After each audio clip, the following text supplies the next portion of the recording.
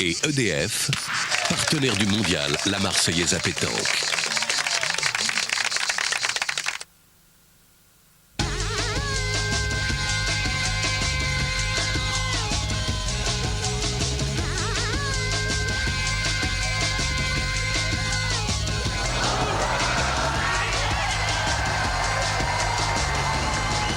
Bonjour, bienvenue en direct de Marseille, du parc Borelli pour le mondial La Marseillaise à pétanque, 4e journée. Autant dire que les choses très sérieuses commencent aujourd'hui puisque ce soir nous connaîtrons les équipes demi-finalistes qui se retrouveront demain sur le Vieux-Port. Et je vous rappelle qu'il y avait quand même dimanche 12 000 joueurs.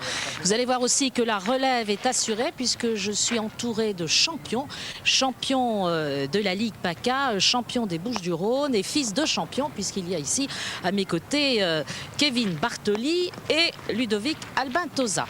Mon cher Daniel, les choses sont très sérieuses en effet parce que ce matin c'était les 8e de finale, cet après-midi les quarts de finale et puis demain bien sûr nous serons tous devant la mairie sur le Vieux-Port de Marseille. Absolument, Marie-Laure, vous l'avez bien résumé. Sur les 4000 triplettes, il n'en reste plus que 8. Je vais vous donner les qualifiés puisque ce matin, c'est les 8e. Bartoli, Gio et Cavagna, Costa, Willem, Dimaz et Palombo. Et avec la complicité de notre consultant champion, Marco Foillon, on va vivre un 8e qui a été programmé sur cet espace jeu qui a tenu toutes ses promesses entre l'équipe Guglielmo et Castellan. Castellan, un ancien finaliste de la Marseillaise, il avait été battu par Quintet. Il avait mis un petit peu en sommeil son jeu de pétanque, mais il a retrouvé toutes ses sensations. Oui, effectivement, il avait arrêté à peu près 1 an et là il vient de reprendre la pétanque et ça c'est très bien pour la pétanque marseillaise puisque lui-même est marseillais. Alors je sais que, voilà, regardez, Georges Gourmelon nous les propose, ces hommes en jaune, eh bien c'est l'équipe justement de Guglielmo, ils sont en jaune, Frédéric Guglielmo, 33 ans, et il joue avec 2 champions en herbe, Sébastien Audibert et Laurent Palazzo. Vous voyez, Palazzo c'est lui, c'est le tireur de l'équipe, là il pointait, et ils sont donc opposés à cette redoutable équipe de Castellan, et on va voir ça dans un instant. Voilà Marie-Laure. Bon, alors nous, on est avec nos futurs champions, déjà champions dans leur catégorie, vous le savez. Eh bien, la Marseillaise mondiale à pétanque, il y a les femmes, c'est très important, elles sont entrées en course hier. Et puis, il y a aussi les jeunes. Beaucoup de succès pour ce concours, puisqu'il y a 156 triplettes qui ont pris en quelque sorte le départ hier. Et je vous propose de retrouver justement ces jeunes au moment où le concours commençait pour les premiers échanges hier après-midi. Mais oui, les fans s'en souviennent, ces images sont les derniers tirs de la finale du mondial des jeunes 2002. Une belle victoire pour les Vauclusiens, Angie Savin, Mathieu Richard et Tony Perret. Le rêve étant quand même le propre des enfants, cette année, les jeunes inscrits sont unanimement certains de détrôner ces champions. Je suis sûr de gagner la Marseillaise cette année. Oui, je peux avoir des chances, car on joue pas mal et on a fait des progrès. Ça me ferait très plaisir de gagner la Marseillaise cette année parce que c'est ma dernière année. Bien, bravo. Et qu'en pense Philippe Quintet, champion du monde? À Marseille, il y en a des très bons parce qu'il fait beau, parce qu'ils jouent au boule tous les jours et puis parce qu'ils aiment ça surtout parce qu'à Marseille, la pétanque, on l'a dans le sang dès le départ. Donc c'est tous des enfants de joueurs de boule, c'est tous des enfants de champions et puis il y en a vraiment des très forts. Ouais. Minime, cadet, junior, tous les âges sont classés par série. Les jeunes à l'heure actuelle sont classés sur 4 catégories. Vous avez les benjamins qui eux n'ont pas de compétition propre à eux parce qu'ils sont très petits, c'est entre 5 et 7 ans, 5-6 ans quoi. Puis vous avez la catégorie minime qui va jusqu'à 10 ans inclus. Vous avez les cadets de 11, 12, 13 et 14 ans.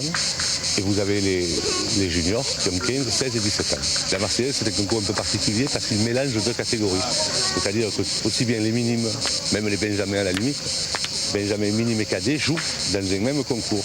Donc vous pouvez avoir un enfant qui a 13 ans, qui joue contre un petit qui a 6-7 ans.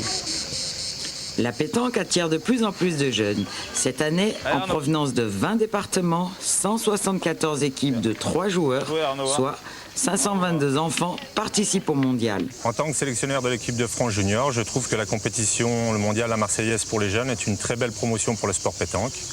Nous allons pouvoir observer le comportement de jeunes de l'âge de 7 à 14 ans, leur motivation, leur qualité et aussi leur envie à travers le sport pétanque.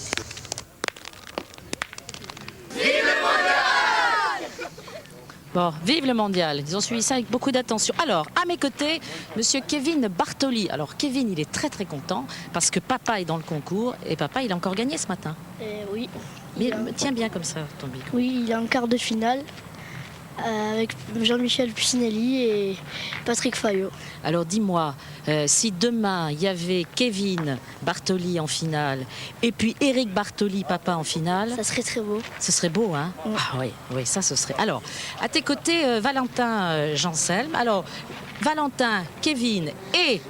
Ludovic Albentosa, vous êtes tous les trois champions de la Ligue PACA. Ouais. Tu joues depuis quel âge, toi? 4 ans. Depuis 4 ans. Et tu as? Non, ça fait 4 ans que je joue. Oui, depuis 4 ans que tu joues. Et tu as quel âge? 11 ans. Et tu as 11 ans. Alors, autre fils de champion, à tes côtés, c'est Ludovic Albentosa. Alors, Ludovic, fils de champion, parce que papa, il a gagné le mondial. C'était en 98, Jean-Pierre Albentosa. Oui. Qu'est-ce qu'il fait là quand le concours commence? Il t'entraîne, il te donne des conseils? Il me donne beaucoup de conseils pour que je m'habitue et il m'aide. Et il t'aide. Qu'est-ce qui est le plus dur dans ce cas-là, à ton avis? C'est ton premier mondial? Oui. C'est ton premier mondial. Qu'est-ce qui est le plus dur? C'est un petit peu de stress? C'est différent d'une autre compétition? Oui, un peu, parce que c'est quand même le plus grand concours du monde. Oui. Et puis, à tes côtés, eh bien, Tony Mazinck. Tony qui est champion des Bouches-du-Rhône. Ton rêve, c'est quoi, toi? C'est de gagner le mondial? Ouais, je pense. Est-ce que c'est gagner le mondial? Tu penses que tu vas le gagner? Ouais. Ah bon, tu te sens... Là, on est toujours en course. Donc... Bon, tu sens tous les atouts, tout, ça y est, t'as bien répété, t'es concentré, t'as tactiqué au point et tout. Bon, eh bien, on se donne rendez-vous demain, on verra ce qu'il en est, mon cher Daniel. Voilà, regardez, hein, la relève est assurée. Alors, je sais que Marco Foyot, lui, s'occupe beaucoup des jeunes et de les aider justement à devenir des champions. Voilà. Je suis ravi de vous avoir écouté avec tous ces enfants, tous ces champions en herbe. C'est vrai que ça, c'est ce qui vous touche de près, ces jeunes qui demain prendront votre relève, tout simplement. Ah ouais, moi ça me plaît bien. En plus, moi je me régale quand on voit ces gamins, ils sont passionnés. C'est vrai que bon, comme disait Philippe Quintet tout à l'heure, la plupart ce sont des fils de champions et c'est magnifique. Quoi, et on va rappeler que donc le double de triplette par rapport à l'année dernière, c'est formidable engouement pour ce mondial des jeunes. Et Mathieu Richard, Angie Favin, Tony Perret, je viens d'avoir l'information, sont toujours en course pour défendre leur titre. Alors, je vous ai parlé d'un 8e, un choc ce matin. On va tout de suite aller de plein pied dans la partie avec les caméras de Georges Gormelon. On va rentrer dans la 10e mène. À ce moment de la partie, l'équipe Guglielmo mène 8-7. Il faut savoir que Castellan a mené 8-2. Ils avaient fait un premier break avec une grosse mène, une mène de 6 points, vous vous rendez compte, de 5 points. Et mais là, petit à petit, Guglielmo a grignoté son retard. On est donc là à la fin de la 10e mène. On est en train de mesurer le point, toujours très important. Et on va donc découvrir les acteurs de ce 8e de finale qui a vraiment tenu toutes ses promesses, qui a enthousiasmé les néophytes, mais aussi tous les amateurs de pétanque, et ils sont nombreux. Il y a beaucoup de connaisseurs. Alors en noir, voilà, ça c'est Mamour Molinas. Molinas, un ancien finaliste de la Marseillaise, en 2001 battu par les deux Max, Poncé et Odo, associé à Henri Lacroix. Et là, l'équipe en maillot jaune, Laurent Palazzo, Sébastien Audibert, Frédéric Guglielmo. Regardez, beaucoup de monde, beaucoup de soleil, une petite brise, elle nous a fait du bien car déjà ce matin, il faisait 35 degrés. Sachez que cette finale a duré, ce 8e de finale a duré pratiquement 2 heures. Mamour Molinas, cette 10e participation. Eh oui, il a bougé le bouchon, il était là pour en mettre un 3e. Mais elle est très bien jouée cette boule. Elle était très bien jouée, mais trop bien jouée, en voulant trop bien faire. C'est vrai que sur cette partie, on a vu quand même des choses bizarres. Normalement, ils auraient pratiquement gagné déjà Bartolucci parce qu'ils ont eu beaucoup de contre dans cette partie. À tel point, c'est que même en pointant, ils ont eu un contre. Alors on mesure. Molinas, il faut savoir quand on mesure, c'est le joueur qui vient de jouer, c'est l'équipe qui vient de jouer qui doit mesurer le point. Et en cas de contestation, l'adversaire, bien sûr, prend le mètre. Eh oui, pas de chance. Donc à l'issue de la 10e mène, l'équipe de Castellan mène 10-7. On va découvrir un peu mieux maintenant les acteurs. On attaque la 11e mène. Je vous l'ai dit, Bruno Castellan, quand on a passé les 3 premières journées, il fait partie des favoris de ce mondial. Là on écoute, vous voyez, là ils sont en train de monter une stratégie justement pour essayer d'embrouiller le pointeur adverse, parce que Guglielmo tient complètement la partie. C'est la main d'avant encore, manqué. On avait gagné la main d'avant. Et oui, vous voyez ce qui est important à ce niveau de compétition, même le lancer du bouchon est important. Ce ne sont pas que les boules, mais le bouchon fait partie. Il faut savoir exploiter les faiblesses de l'adversaire, savoir si tel ou tel joueur joue mieux long, s'il tire mieux plus court. Bref, il faut tout regarder. Encore une heure pour être direct. Joe Bartolucci choisit de jouer relativement long. Le but est à 9 mètres. Bien joué, tu as mis les 2 points et Mamour aussi. Ouais, bien joué. Georges Bartolucci du cercle de Bodinard, forcément c'est à Marseille. C'est le doyen de ce 8e de finale, il a 63 ans, il a été plusieurs fois quart de finaliste au mondial, mais il a été demi-finaliste ici à Marseille avec Lovino et Baldo en 88. C'est un habitué des allées. Hein. Allez papa. Grand homme d'expérience. Là c'est un super pointeur dans les allées. Regardez comme il s'applique. La pétanque est un jeu d'adresse, mais c'est aussi un sport, un vrai sport de compétition. Il faut être concentré, il a bien joué. Ouais, très bon point. T'es un bon Marseillais, toi, va.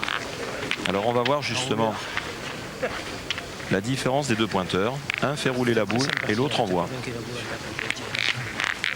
Allez frère, essaye. Frédéric Guglielmo, 33 ans, des origines italiennes. Ses grands-parents, ses parents sont de Naples. Il est de la Boule Florian, donc tous les Marseillais le connaissent. Il était champion des Bouches-du-Rhône senior, triplette 93. Et vous voyez, lui, il porte la boule. Alors, inutile de vous dire qu'il a fait un festival toute cette matinée dans ce 8e. Il a aligné les bons points en plombant, ce qui n'est pas évident. Il faut tenir la boule. On a dit ça. Si tu as une doute, je mesure. L'a-t-il gagné? C'est l'arbitre. Comme mesure, il y a de l'espoir. Je pense qu'il a perdu. Ah ouais. Hein? Ça c'est vrai. Tant qu'il y a de la mesure et de l'espoir. Et ça, c'est bien qu'il l'ait dit. C'est bien qu'il l'ait dit, Mamour, parce que souvent dans des parties, on vous met la pression. Vous avez envie de mesurer, il faut mesurer si vous avez envie. Il faut, voilà. Si on a le doute, il faut complètement s'enlever. Ça, c'est très très important. On ne peut pas jouer en ayant le doute. Hein. Donc il n'est jamais ridicule de mesurer. Il n'a pas gagné. Allez, petit. Alors. Voilà, on va voir Laurent Palazzo. Ah, il a 16 ans. 16 ans, c'est difficile pour lui. 8e, il est la boule du Rove, tout le monde connaît à Marseille. C'est un junior qui a forcément disputé le mondial des jeunes. Ah, il n'est pas droit. Ouais. Il n'est pas droit. C'est un peu plus loin. Vous voyez, le fait d'avoir envoyé 9 mètres, c'est stratégique. En rappelant que la triplette Castellan mène 17. Les boules sont de plus en plus lourdes. Les points sont difficiles à gagner. C'est pas grave, c'est là Ça devient au fur et à mesure qu'on avance dans ce 8e de plus en plus crispé. Allez, l'eau. Allez. Et ce qu'on disait tout à l'heure, vous voyez, la jeunesse et la relève. C'est un garçon, s'il vient à frapper là, c'est très important pour lui. Puis il y a la pression, il y a du monde autour. Bravo, quel beau 5. Super, bravo. Pratiquement, on va dire carreau. C'est important à la fois pour son équipe et c'est surtout très important pour lui, vous voyez Daniel. Oui, puis là il en a fait 2, ce qui va peut-être déranger quelque peu l'équipe de Castellan, qui aurait pu attaquer tout de suite la boule. Faites la sienne, hein. C'est le jeu, quelle belle frappe. Au ralenti, c'est encore plus beau. Tu le gagnes pas, tu rentres, on est boule à boule après. C'est pareil, Jojo. Voilà. Ne te gêne pas de sa boule, hein, Jo. Non, je vais essayer de la reprendre. C'est un choix. C'est un choix, c'est vrai qu'ils auraient pu tirer. Ils ont fait le choix de pointer. Il faut au moins en couper un pour que Castellan puisse tirer. Il est un petit peu à l'extérieur. Allez, mon Bruno, va. Allez, faire, il y a un peu du gravier. Bruno Castellan, 10e participation. Il a fait partie de la boule Florian, mais désormais il réside en